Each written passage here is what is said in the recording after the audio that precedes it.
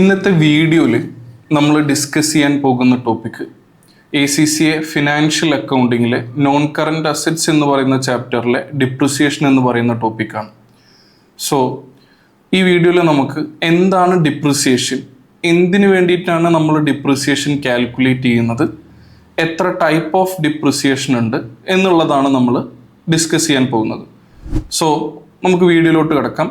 എന്താണ് ഡിപ്രിസിയേഷൻ എന്നുള്ളത് നോക്കാം.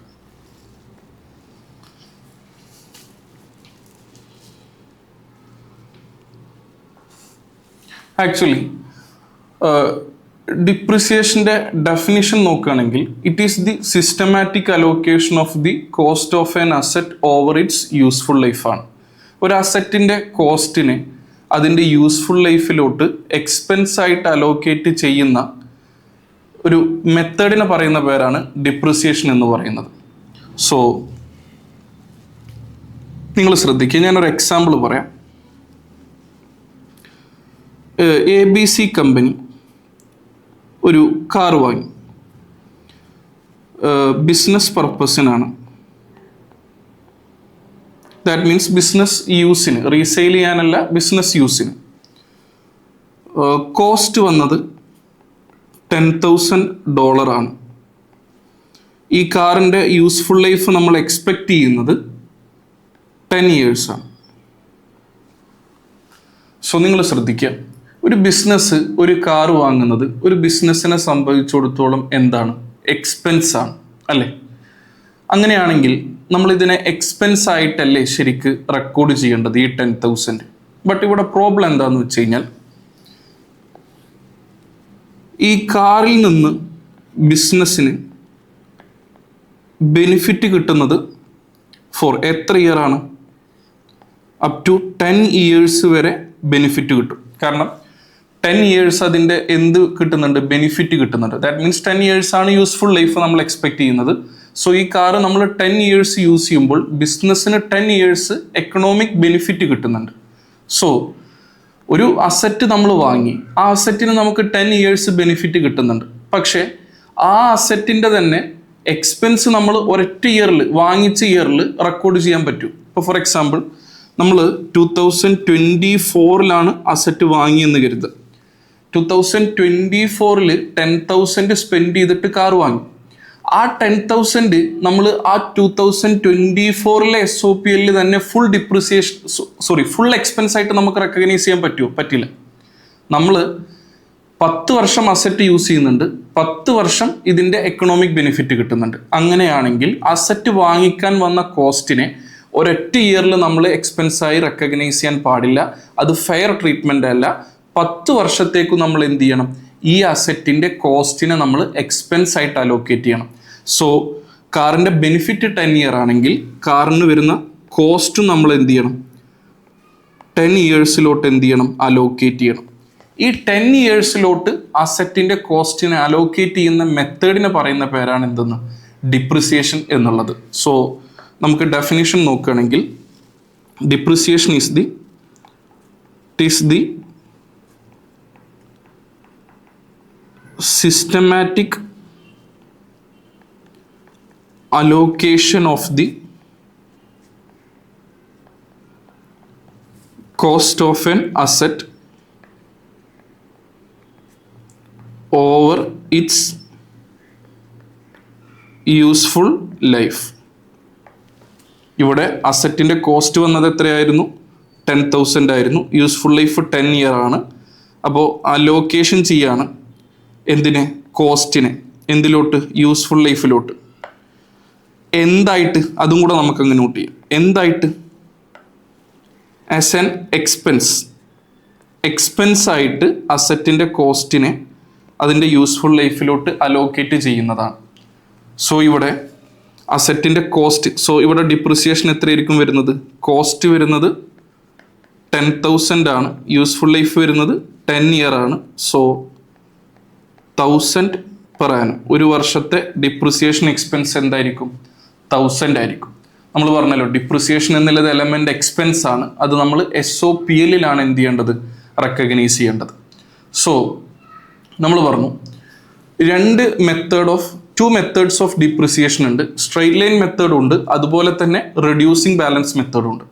സോ എന്താണ് straight line method of depreciation, എന്താണ് reducing balance method of depreciation എന്നുള്ളത് നോക്കാം. ഇവിടെ straight line method of depreciation ആണ് നമ്മൾ ഡിസ്കസ് ചെയ്യുന്നത്.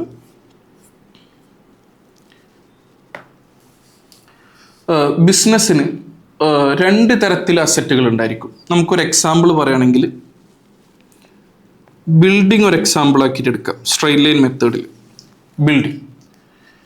ബിൽഡിംഗ് എന്ന് പറയുന്ന ഒരു അസറ്റിൻ്റെ യൂസ്ഫുൾ ലൈഫ്, ഇപ്പോൾ ഫോർ എക്സാമ്പിൾ നമുക്കൊരു 50 ഇയർ യൂസ്ഫുൾ ലൈഫ് എസ്റ്റിമേറ്റ് ചെയ്യാം.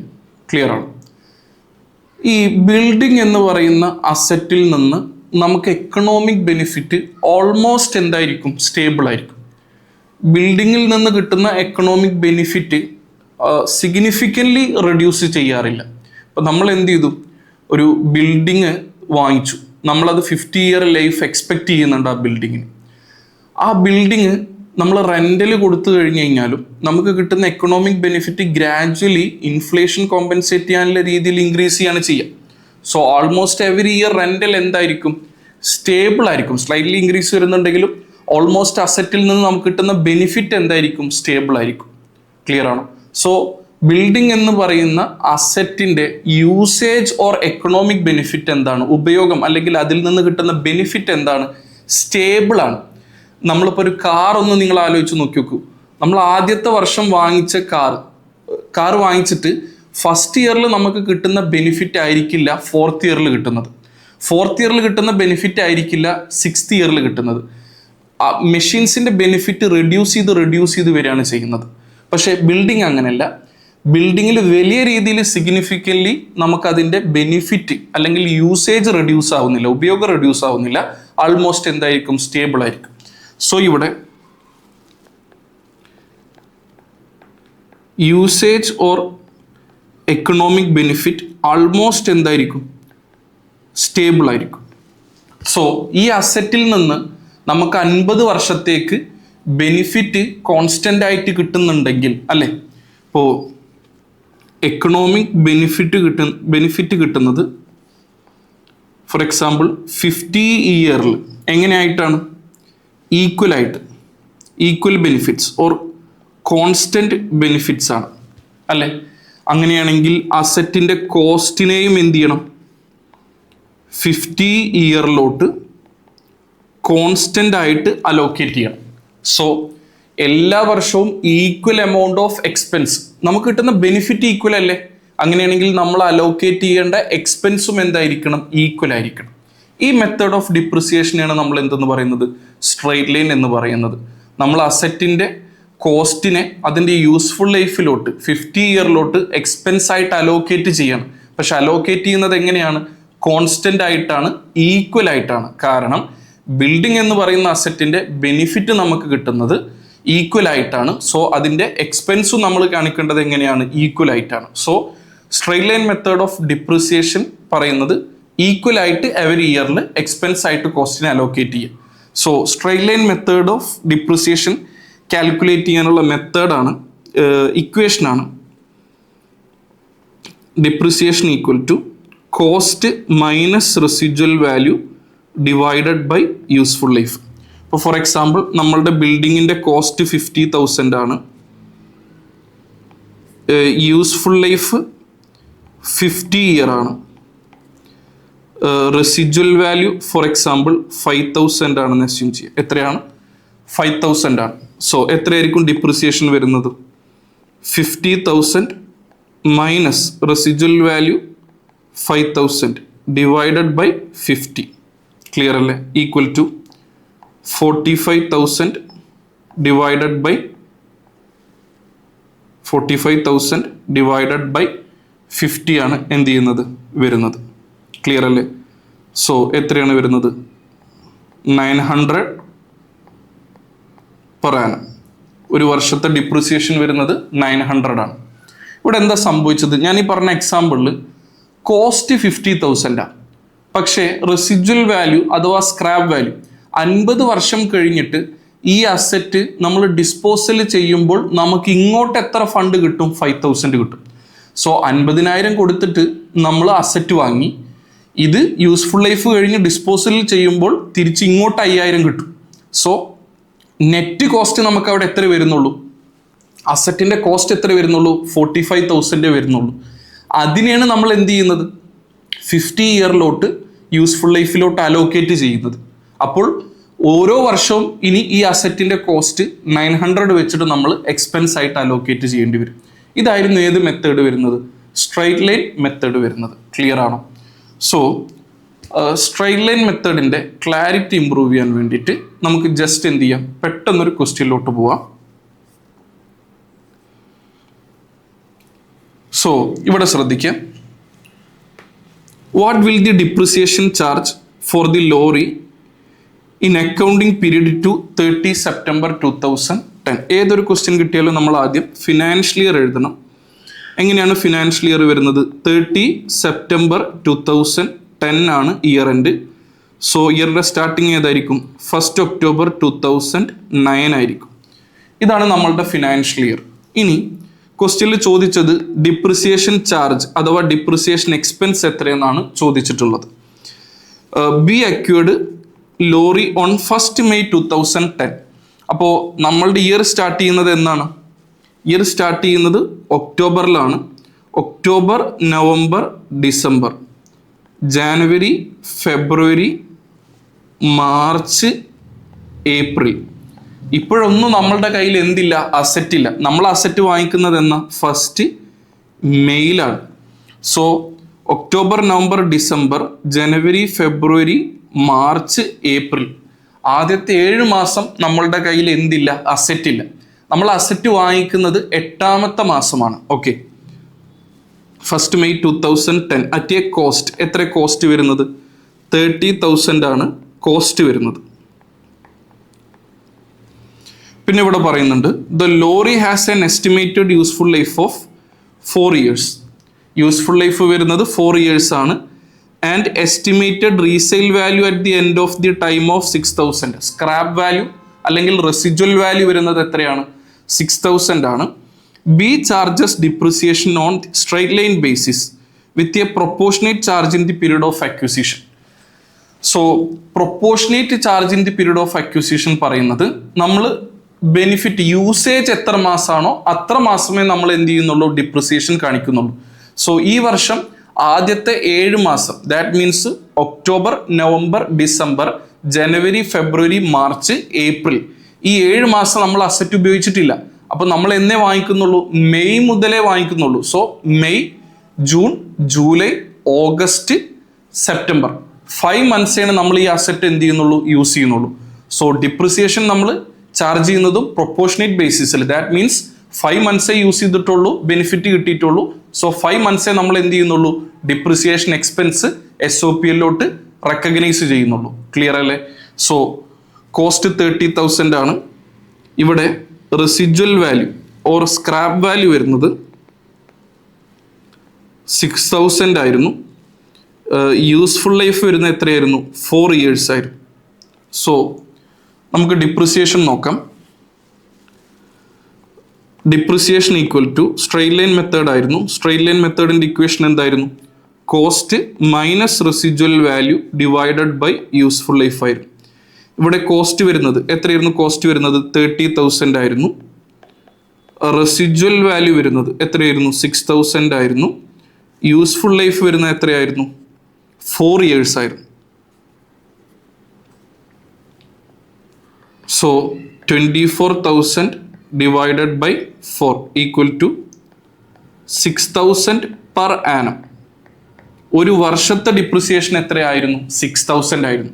പക്ഷേ നമ്മൾ ഒരു വർഷം എന്ത് ചെയ്യുന്നില്ല? ഉപയോഗിക്കുന്നില്ല. നമ്മൾ ഈ വർഷം 5 മാസമേ എന്ത് ചെയ്യുന്നുള്ളൂ? ഓൺലി 5 മന്ത്സേ നമുക്ക് ഈ വർഷം ബെനിഫിറ്റ് കിട്ടുന്നുള്ളൂ, ഉപയോഗം, യൂസേജ് കിട്ടുന്നുള്ളൂ. സോ 5 മന്ത്സേ നമ്മൾ എന്ത് അലോക്കേറ്റ് ചെയ്യാൻ പാടുള്ളൂ? ഡിപ്രിസിയേഷൻ കാണാൻ പാടുള്ളൂ. സോ 6,000 ഇൻറ്റു 5/12 കാണണം. 6,000 ഇൻറ്റു 5/12 എത്രയാണ്? 6,000 ഇൻറ്റു 5/12 വരുന്നത്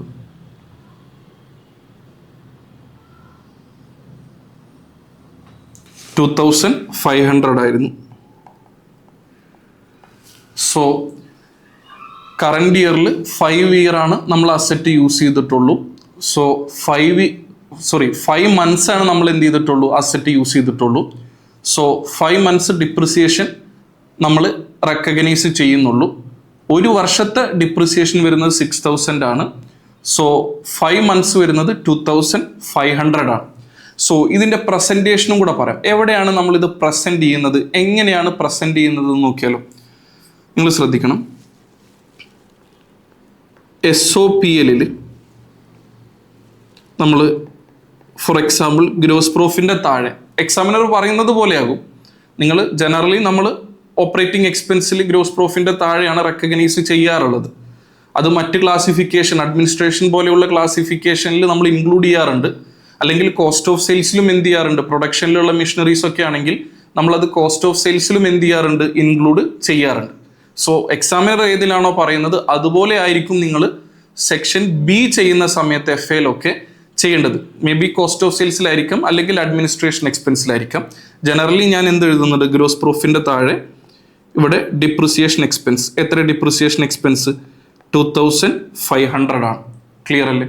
ഇത് തന്നെ ആയിരിക്കും എവറി ഇയറിൽ. ഇത് ഇയർ 1 2500 ആയിരിക്കും. ഇയർ 2 എത്ര തന്നെ ആയിരിക്കും, 2500 ആയിരിക്കും.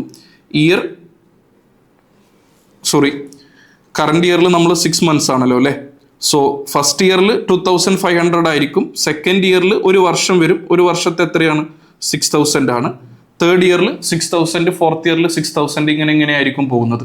കറണ്ട് ഇയറിൽ 2500 വന്നത് നമ്മൾ എത്ര മാസമേ ഉപയോഗിക്കുന്നുള്ളൂ, നമ്മൾ 5 മാസമേ ഉപയോഗിക്കുന്നുള്ളൂ. നെക്സ്റ്റ് ഇയറിലൊക്കെ 12 മാസം ഉപയോഗിക്കും. So every year equal amount ആയിട്ട് 6000 വെച്ചിട്ടായിരിക്കും നെക്സ്റ്റ് ഇയറിൽ നമ്മൾ ഡിപ്രിസിയേഷൻ കാണുന്നത്. ക്ലിയർ ആണോ? സോ ഇതായിരുന്നു നമ്മളുടെ ഏത് മെത്തേഡ് വരുന്നത്, സ്ട്രൈറ്റ് ലൈൻ മെത്തേഡ് വരുന്നത്. ക്ലിയർ ആണോ? സോ നമ്മളുടെ നെക്സ്റ്റ് മെത്തേഡിലോട്ട് പോവാം. ഏതായിരുന്നു നമ്മളുടെ നെക്സ്റ്റ് മെത്തേഡ് വരുന്നത്? റെഡ്യൂസിങ് ബാലൻസ് മെത്തേഡ് ആയിരുന്നു. എന്താണ് റെഡ്യൂസിങ് ബാലൻസ് മെത്തേഡ് എന്നുള്ളത് നോക്കാം. സ്ട്രൈറ്റ് ലൈൻ മെത്തേഡിൽ നമ്മൾ എക്സാമ്പിൾ പറഞ്ഞത് ബിൽഡിംഗ് ആയിരുന്നു. ബട്ട് ഇവിടെ നമ്മൾ കാറാണ് പറയുന്നത്. ബിസിനസ് റീസെയിൽ ചെയ്യാനല്ല, ബിസിനസിൻ്റെ ആവശ്യത്തിന് ലോങ് ടേം പർപ്പസിന്, ലോങ് ടേം യൂസിന് വേണ്ടിയിട്ട് ബിസിനസ് ഒരു കാർ വാങ്ങി. നിങ്ങളൊന്ന് ആലോചിച്ച് നോക്കി നോക്കൂ. നമ്മളൊരു കാർ വാങ്ങിക്കഴിഞ്ഞ് കഴിഞ്ഞാൽ ഫസ്റ്റ് ഇയറിൽ എഫിഷ്യൻസി ഏത് ഇയറിൽ കിട്ടില്ല, സെക്കൻഡ് ഇയറിൽ കിട്ടില്ല. സെക്കൻഡ് ഇയറിൽ ഏത് കിട്ടില്ല, തേർഡ് ഇയറിൽ കിട്ടില്ല. ഏറ്റവും കൂടുതൽ ബെനിഫിറ്റ് ഏത് ഇയറിലായിരിക്കും, ഫസ്റ്റ് ഇയറിലായിരിക്കും. സോ എക്കണോമിക് ബെനിഫിറ്റ് കിട്ടുന്നത് ഇയർ 1 എന്തായിരിക്കും, ഹൈ ആയിരിക്കും. ഇയർ 2 എന്തായിരിക്കും, ലോ ആയിരിക്കും അല്ലേ. ഇനി ഇയർ 6 വരുമ്പോഴെന്തായിരിക്കും, അത് വെരി ലോ ആയിരിക്കും. ഇത് ഡിക്ലൈൻ ചെയ്തുകൊണ്ടേ ഇരിക്കുകയാണ്. സോ ആദ്യത്തെ വർഷം നല്ല ബെനിഫിറ്റ് കിട്ടും. സെക്കൻഡ് ഇയറിൽ ബെനിഫിറ്റ് വീണ്ടും കുറയും. തേർഡ് ഇയറിൽ ബെനിഫിറ്റ് അല്ലെങ്കിൽ അതിൻ്റെ യൂസേജ്, നമുക്കതിൽ നിന്ന് കിട്ടുന്ന ഉപയോഗം വീണ്ടും കുറയും. കുറഞ്ഞിട്ടാണ് വരുന്നത്, ഡിക്ലൈൻ ആയിട്ടാണ് വരുന്നത്. ഈ പേരിൽ തന്നെ ഉണ്ടല്ലോ അതിൻ്റെ ഒരു ഹിന്റ്. റെഡ്യൂസിങ് ബാലൻസ് എന്നാണ് പറയുന്നത്. ബെനിഫിറ്റ് റെഡ്യൂസ് ചെയ്തുകൊണ്ടിരിക്കുകയാണ്. സോ നമ്മൾ ഇതിൻ്റെ കോസ്റ്റ് അലോക്കേറ്റ് ചെയ്യുന്നതും എങ്ങനെയായിരിക്കണം, റെഡ്യൂസിങ്ങിലായിരിക്കണം. ഇപ്പോൾ ഫസ്റ്റ് ഇയർ 1 ബെനിഫിറ്റ് അല്ല ഹൈ വരുന്നത്. സോ ഇയർ 1 ഡിപ്രിസിയേഷൻ എന്തായിരിക്കണം, ഹൈ ആയിരിക്കണം. ഇയർ 2 ലോ ആയിരുന്നു. സോ ഇയർ 2 ഡിപ്രിസിയേഷൻ ലോ ആയിരിക്കണം. ഇയർ 6 ബെനിഫിറ്റ് വെരി ലോ ആയിരുന്നു. അപ്പോൾ നമ്മൾ ഡിപ്രിസിയേഷൻ എന്തായിരിക്കും, വെരി ലോ ആയിരിക്കും. ഇങ്ങനെ ഫസ്റ്റ് ഇയറിൽ ഹൈ, പിന്നെ റെഡ്യൂസ് ചെയ്ത് വരുന്ന ഡിപ്രിസിയേഷൻ അലോക്കേഷൻ ആണ്. ഈ മെത്തേഡിനെയാണ് നമ്മൾ എന്തെന്ന് പറയുന്നത്, റെഡ്യൂസിങ് ബാലൻസ് മെത്തേഡ് പറയുന്നത്. സോ സാധാരണ കാറുകൾ, മെഷീൻസ്, കമ്പ്യൂട്ടേഴ്സ്, ഇങ്ങനെ മെഷീൻസ് ടൈപ്പ് വരുന്ന അസറ്റുകളാണ് നമ്മൾ ഡിപ്രിസിയേഷൻ റെഡ്യൂസിങ് ബാലൻസ് മെത്തേഡിൽ അലോക്കേറ്റ് ചെയ്യാറുള്ളത്. കാരണം അതാത് അസറ്റുകളിൽ ആദ്യത്തെ വർഷം കിട്ടുന്ന ബെനിഫിറ്റ് സബ്സിക്വൻറ്റ് ഇയേഴ്സ് കിട്ടില്ല. സോ ഫസ്റ്റ് ഇയറിൽ ഹൈ ഡിപ്രിസിയേഷൻ നമ്മൾ അലോക്കേറ്റ് ചെയ്യണം, കാരണം ആ വർഷം ഹൈ ബെനിഫിറ്റ് കിട്ടുന്നുണ്ട്. So reducing balance method calculate ചെയ്യാനുള്ള ഇക്വേഷനാണ്. റെഡ്യൂസിങ് ബാലൻസ് മെത്തേഡിൽ ഡിപ്രിസിയേഷൻ കാൽക്കുലേറ്റ് ചെയ്യാനുള്ള മെത്തേഡാണ് carrying amount into percentage of depreciation. Carrying amount equal to എന്താണ്, book value or current value. നമ്മളെ സ്റ്റേറ്റ്മെൻറ്റിൽ റെക്കോർഡ് ചെയ്യുന്ന വാല്യൂ അല്ലെങ്കിൽ കറണ്ട് വാല്യൂ എന്നുള്ളതിനെയാണ് നമ്മൾ ക്യാരിങ് എമൗണ്ട് എന്ന് പറയുന്നത്. സോ റെഡ്യൂസിങ് ബാലൻസ് മെത്തേഡിൻ്റെ ഇക്വേഷനാണ് ഏതെന്ന് പറയുന്നത് carrying amount into percentage of depreciation. Clear ആണോ? ഫസ്റ്റ് ഇയറിൽ സ്റ്റാർട്ടിങ്ങിൽ അസറ്റിൻ്റെ കോസ്റ്റും ക്യാരിങ് എമൗണ്ടും എന്തായിരിക്കും? ഈക്വൽ ആയിരിക്കും. സോ റെഡ്യൂസിങ് ബാലൻസ് മെത്തേഡിൻ്റെ ഒരു ഡിപ്രിസിയേഷൻ്റെ ഒരു ക്ലാരിറ്റി ഇമ്പ്രൂവ് ചെയ്യാൻ വേണ്ടിയിട്ട് നമുക്ക് മറ്റൊരു ഇല്ലുസ്ട്രേഷനിലോട്ട് വേഗം പോവാം. ഇവിടെ ശ്രദ്ധിക്കാം. What is the carrying amount of van included in SOFP എന്നാണ് ചോദിക്കുന്നത്. നമ്മളോട് ഇവിടെ ചോദിക്കുന്നത് ഡിപ്രിസിയേഷൻ അല്ല, പക്ഷെ അസറ്റിന്റെ ക്യാരിങ് എമൗണ്ട് എത്രയെന്നുള്ളതാണ്. സോ എങ്ങനെ ക്യാരിങ് എമൗണ്ട് കാണാം എന്നുള്ളതൊക്കെ നിങ്ങൾ നേരെ ശ്രദ്ധിക്കാം. സോ ഇവിടെ 25% ആണ് എന്ത് വരുന്നത്? റെഡ്യൂസിങ് ബാലൻസ് വരുന്നത്. വാന് വാങ്ങിയ കോസ്റ്റ് ഇവിടെ പറയുന്നുണ്ട്. അതിനു മുൻപ് നമുക്ക് നമ്മളുടെ ഫിനാൻഷ്യൽ ഇയർ ഒന്ന് എഴുതാം. ഇയർ എൻ്റെ ഏതായിരുന്നു? 31 ഡിസംബർ 2017 ആയിരുന്നു. ഇയറിൻ്റെ സ്റ്റാർട്ടിങ് ഏതായിരിക്കും? 1 ജനുവരി 2017 ആണ്. അസറ്റ് വാങ്ങിക്കുന്നത് കോസ്റ്റ് വരുന്നത് 25,000 ആണ്. നമ്മൾ വാങ്ങുന്നത് 1 മാർച്ച് 2016 ആണ്. ഏത് ഡേറ്റിനാണ് നമ്മൾ അസറ്റ് വാങ്ങുന്നത്? 1 മാർച്ച് 2016 ആണ്. സോ കറണ്ട് ഇയർ അല്ല, previous year. Previous financial year ഏതായിരുന്നു? 1 ജനുവരി 16 ടു 31 ഡിസംബർ 2016 എന്ന് പറയുന്ന പ്രീവിയസ് ഫിനാൻഷ്യൽ ഇയറിൽ മാർച്ച് മന്തിൽ ഓൾറെഡി നമ്മൾ എന്ത് ചെയ്തിട്ടുണ്ട്? വാങ്ങിച്ചിട്ടുണ്ട്. ക്ലിയർ ആണോ? സോ നമ്മൾ എവിടുന്ന് സ്റ്റാർട്ട് ചെയ്യണം? 1 ജനുവരി 2016 സ്റ്റാർട്ട് ചെയ്യണം. ക്ലിയർ ആണ്? സോ നിങ്ങൾ ശ്രദ്ധിക്കാം. ഇവിടെ 1 ജനുവരി 2016 ഫിനാൻഷ്യൽ ഇയറിലാണ് വാങ്ങിയത്. ക്ലിയർ ആണ്? പക്ഷേ ആ ഫിനാൻഷ്യൽ ഇയറിൽ ജനുവരിയിൽ നമ്മൾ യൂസ് ചെയ്തിട്ടില്ല, ഫെബ്രുവരിയിലും നമ്മൾ യൂസ് ചെയ്തിട്ടില്ല. കാരണം അസറ്റ് വാങ്ങിയത് എന്നാണ്? 1 മാർച്ച് 16 ആണ്. ക്ലിയർ അല്ലേ? സോ 1 മാർച്ച് 16 നമ്മൾ അസറ്റ് വാങ്ങിയ കോസ്റ്റ് വരുന്നത് 25,000 ആയിരുന്നു. എത്രയായിരുന്നു? 25,000 ആയിരുന്നു അസറ്റിൻ്റെ കോസ്റ്റ് വരുന്നത്. ക്ലിയർ അല്ലേ? ആ ഫിനാൻഷ്യൽ ഇയറിൻ്റെ എൻഡ് ഏതായിരുന്നു? 31 ഡിസംബർ 2016 ആയിരുന്നു. സോ ഇവിടെ എത്ര മന്ത് വരുന്നുണ്ട്? ജനുവരി ഫെബ്രുവരി ഒഴിച്ചു കഴിഞ്ഞാൽ 2 മന്ത്സ് പോയി. ഇനി മാർച്ച് മുതൽ ഡിസംബർ വരെ 10 മന്ത്സ് ആണുള്ളത്. സോ 10 മന്ത്സ് ആണ് 2016 നമുക്ക് ബെനിഫിറ്റ് കിട്ടിയിട്ടുള്ളൂ. സോ 10 മന്ത്സ് ആണ് നമ്മൾ ഡിപ്രിസിയേഷനും കാണാൻ പാടുള്ളത്. ക്ലിയർ ആണോ? ഡിപ്രിസിയേഷൻ കാണാനുള്ള ഇക്വേഷൻ എന്തായിരുന്നു? Carrying amount into percentage of depreciation ആണ്. ഇവിടെ ഫസ്റ്റ് ഇയറിൽ ക്യാരിങ് എമൗണ്ടും കോസ്റ്റും ഈക്വൽ ആണ്. സോ ഇയർ 1 നമ്മൾ വാങ്ങിയത് 25,000 ഡിപ്രിസിയേഷൻ വരുന്നത് 25% റെഡ്യൂസിങ് ബാലൻസ് ആണ്. 25,000 എത്ര പെർസെൻറ്റേജ് ആയിരുന്നു? 25% ആയിരുന്നു. ദാറ്റ് മീൻസ് 6,250 പെർ ആനം ആയിരുന്നു. നമ്മൾ ഈ വർഷം 10 മന്ത്സ് ഉപയോഗിച്ചിട്ടുള്ളൂ. സോ 6,250 ഇൻറ്റു 10/12 അല്ലേ? 6,250 ഇൻറ്റു 10/12 ആയിരുന്നു. എത്രയായിരുന്നു വരുന്നത്? 5208 ആയിരുന്നു. 6,250 ഇൻറ്റു 10/12 ഇത് ചെയ്താൽ നമുക്ക് 10 മന്ത്സിൻ്റെ കിട്ടും. എത്ര 10 മന്ത്സിൻ്റെ കിട്ടുന്നത്? 5,208 ആയിരുന്നു. സോ കോസ്റ്റ് 25,000 ആണ്. ഡിപ്രിസിയേഷൻ വരുന്ന എത്രയായിരുന്നു? 5,208 ആണ്. ക്ലിയർ അല്ലേ? സോ ക്യാരിങ് എമൗണ്ട് വരുന്ന എത്രയായിരിക്കും? 25,000 മൈനസ് 5,208 എത്രയായിരുന്നു? 19,792. സോ നമ്മളുടെ ഫിനാൻഷ്യൽ ഇയർ അല്ല, പ്രീവിയസ് ഫിനാൻഷ്യൽ ഇയറിൻ്റെ എൻഡിൽ ക്യാരിങ് എമൗണ്ട് വരുന്നത് 19,792 ആണ്. കോസ്റ്റിൽ നിന്ന് ഡിപ്രിസിയേഷൻ മൈനസ് ചെയ്താൽ കിട്ടുന്നതാണ് എന്തെന്ന് പറയുന്നത്? നമ്മളുടെ ക്യാരിങ് എമൗണ്ട് എന്ന് പറയുന്നത്. ക്ലിയർ അല്ലേ? ഇനി നമ്മളുടെ നെക്സ്റ്റ് ഫിനാൻഷ്യൽ ഇയർ എന്ന് പറയുന്നത്, നമ്മളുടെ കറണ്ട് ഫിനാൻഷ്യൽ ഇയർ എന്ന് പറയുന്നത് 1 ജനുവരി 17 ടു 31 ഡിസംബർ 2017 ആണ്. നമ്മൾ സ്റ്റാർട്ട് ചെയ്യുന്നത് 1 ജനുവരി 17 അല്ലേ? 1 ജനുവരി 17 ക്യാരിങ് എമൗണ്ട് എത്രയായിരുന്നു? പ്രീവിയസ് ഇയറിൻ്റെ ക്ലോസിങ് ക്യാരിങ് എമൗണ്ട് ആണ് കറണ്ട് ഇയറിൻ്റെ. നമ്മൾ പ്രീവിയസ് ഇയർ ക്ലോസ് ചെയ്തത് എത്രയിലായിരുന്നു? 19,792 സോ കറണ്ട് ഇയറിലെ ക്യാരിങ് എമൗണ്ടും വരുന്നത് 19,792 നമ്മളുടെ ഈ ഇയറിൽ എന്ത് കാണണം? ഡിപ്രിസിയേഷൻ കാണണം. സോ ഈ വർഷത്തെ ഡിപ്രിസിയേഷൻ കാണാനുള്ള ഇക്വേഷൻ എന്താണ്? Depreciation equal to carrying amount into percentage of depreciation ആണ്. ഇവിടെ ക്യാരിങ് എമൗണ്ട് വരുന്നത് 19,792 ആണ്. ഇൻറ്റു എത്ര പെർസെൻറ്റേജ് ആയിരുന്നു? 25% ആയിരുന്നു. എത്ര പെർസെൻറ്റേജ് ആയിരുന്നു? 25%. സോ 19,792 ഇൻറ്റു 25% എത്രയായിരുന്നു? 4948 പെർ ആനമാണ്. കഴിഞ്ഞ വർഷം നമ്മൾ 10 months എടുത്തുള്ളൂ, ബട്ട് ഈ ഇയർ 12 months എടുക്കും. കാരണം കഴിഞ്ഞ വർഷം മാർച്ചിൽ വാങ്ങിയത് കൊണ്ട് 10 months യൂസ് ചെയ്തിട്ടുള്ളൂ, ബട്ട് ഈ ഇയറിൽ നമ്മൾ 12 months യൂസ് ചെയ്യുന്നുണ്ട്. സോ 12 month ഡിപ്രിസിയേഷനും കാണണം. സോ 4948 ആയിരുന്നു ഡിപ്രിസിയേഷൻ വരുന്നത്. So carrying amount will be എത്രയായിരുന്നു? ക്യാരിങ് എമൗണ്ട് 19,792 മൈനസ് 4948 എത്ര കിട്ടുന്നത്? 14,844 ആണ് എന്ത് വരുന്നത്? ക്യാരിങ് എമൗണ്ട് വരുന്നത്. സോ ഇവിടെ ഏതായിരുന്നു ഓപ്ഷൻ വരുന്നത്? ഓപ്ഷൻ ബി ആയിരുന്നു, 14,844. സോ എന്താണ് റെഡ്യൂസിങ് ബാലൻസ് മെത്തേഡ് എന്ന് പറഞ്ഞു? നിങ്ങളൊന്ന് ഇവിടെ ആലോചിച്ച് നോക്കി നോക്കൂ. ഫസ്റ്റ് ഇയറിലെ ഡിപ്രിസിയേഷൻ എത്ര? 5208.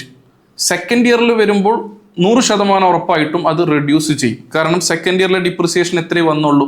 4948. ഇനി തേർഡ് ഇയർ ആകുമ്പോൾ വീണ്ടും ഡിപ്രിസിയേഷൻ കുറയും. എന്തുകൊണ്ടാണ് ഇത് ഇങ്ങനെ ചെയ്യുന്നത്? നമുക്ക് അസറ്റ് ആദ്യത്തെ വർഷത്തെ ബെനിഫിറ്റ് എപ്പോൾ കിട്ടുന്നില്ല? സെക്കൻഡ് ഇയറിൽ കിട്ടുന്നില്ല. സോ ഫസ്റ്റ് ഇയറിൽ കൂടുതൽ ഡിപ്രിസിയേഷൻ, സെക്കൻഡ് ഇയറിൽ കുറവ് ഡിപ്രിസിയേഷൻ, തേർഡ് ഇയറിൽ വീണ്ടും കുറവ് ഡിപ്രിസിയേഷൻ. ഇങ്ങനെ ആയിരിക്കും റെഡ്യൂസിങ് ബാലൻസ് മെത്തേഡിൽ പോകുന്നത്. ക്ലിയർ ആണോ? സോ ഇവിടെ SOPLലെയും SOFPയിലെയും പ്രസന്റേഷൻ നേരെ ശ്രദ്ധിക്കുക. പല കുട്ടികളും പ്രസന്റേഷൻ കൃത്യമായിട്ട് മനസ്സിലാക്കാറില്ല. വേഗം നമുക്ക് SOPLലെ പ്രസന്റേഷൻ നോക്കാം. SOPL നിങ്ങൾ ഇപ്പോൾ നമ്മൾ ഇയർ 1ഉം ഇയർ 2ഉം പറഞ്ഞു. ജസ്റ്റ് ജനറലൈസ് ചെയ്തിട്ടാണ് വീണ്ടും പറയുന്നത്. ഗ്രോസ് പ്രോഫിറ്റിൻ്റെ താഴെ ഡിപ്രിസിയേഷൻ എക്സ്പെൻസ് എന്ന് പറഞ്ഞിട്ട് നിങ്ങൾ എന്ത് ചെയ്യണം? ഫസ്റ്റ് ഇയറിലെ ഡിപ്രിസിയേഷൻ എത്രയായിരുന്നു? 5208 ആയിരുന്നു. സെക്കൻഡ് ഇയറിൽ എന്തായിരുന്നു? 4948 ആയിരുന്നു. SOPL എന്ന് പറഞ്ഞു കഴിഞ്ഞാൽ എന്താണ്? ഫോർത്ത് ഇയർ ആണ്. ഒരു വർഷത്തെ 12 months മാത്രം റിസൾട്ടാണ്.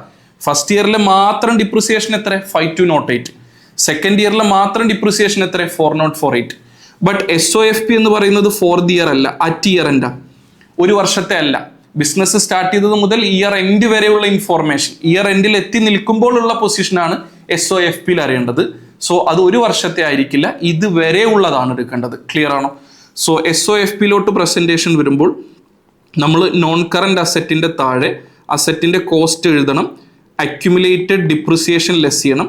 അപ്പോഴാണ് നമുക്ക് എന്ത് കിട്ടുന്നത്? ക്യാരിയിങ് എമൗണ്ട് കിട്ടുന്നത്. SOFPയിൽ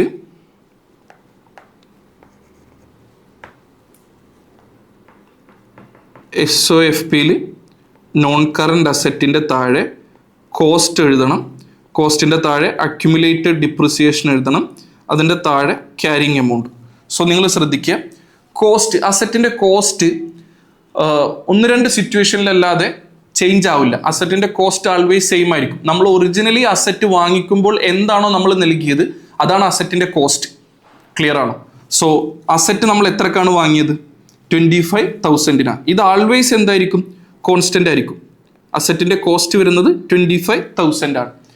എന്താ അക്യുമുലേറ്റഡ് ഡിപ്രിസിയേഷൻ? ഇത് വരെയുള്ള ഡിപ്രിസിയേഷൻ. സോ ഇയർ 1 അല്ലേ, ഇയർ 1ന്റെ എൻഡ്. SOFP പറഞ്ഞു കഴിഞ്ഞാൽ അറ്റ് ഇയർ എൻഡ്, ഇയർ എൻഡിൽ financial year end 31st December. So first year ഏതാണ്? 2016 ആണ് അല്ലേ? സോ ഫസ്റ്റ് ഇയറിന്റെ എൻഡ് വരെയുള്ള ഡിപ്രിസിയേഷൻ എത്രയാണ്? 5208 ആണ്. സോ അക്യുമുലേറ്റഡ് ഡിപ്രിസിയേഷനും എത്രയാണ്? 5208. സോ ക്യാരിയിങ് എമൗണ്ട് എത്രയാണ് വരുന്നത്? 19,792.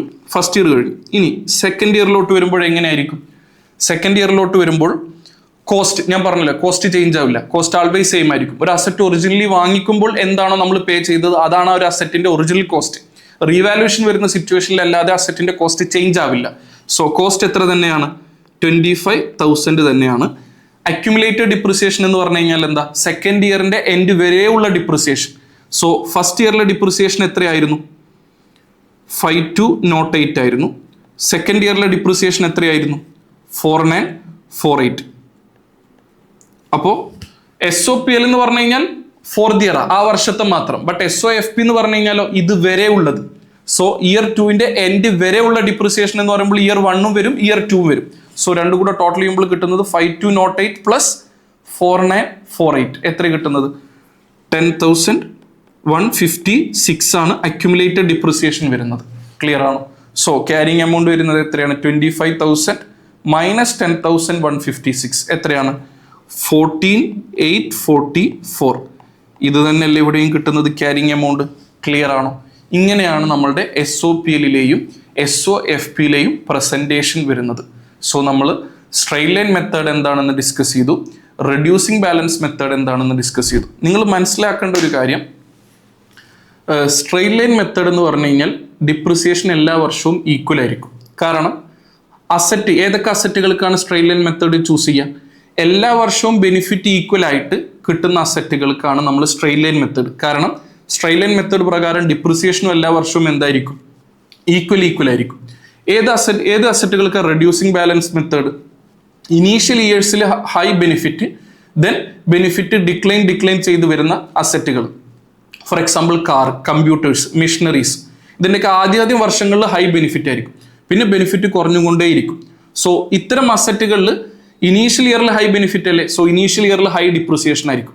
ദെൻ ബെനിഫിറ്റ് ഡിക്ലൈൻ ചെയ്യില്ലേ, സോ ദെൻ ഡിപ്രിസിയേഷനും ഡിക്ലൈൻ ചെയ്യും. ക്ലിയർ ആണോ?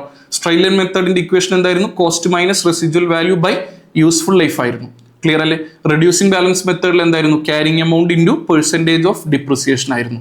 സോ നമ്മളുടെ ഡിപ്രിസിയേഷൻ എന്ന് പറയുന്ന ടോപ്പിക് എല്ലാവർക്കും ഒരു ക്ലാരിറ്റി കിട്ടിയിട്ടുണ്ടാവുമെന്ന് വിശ്വസിക്കുന്നു. Okay, that's all.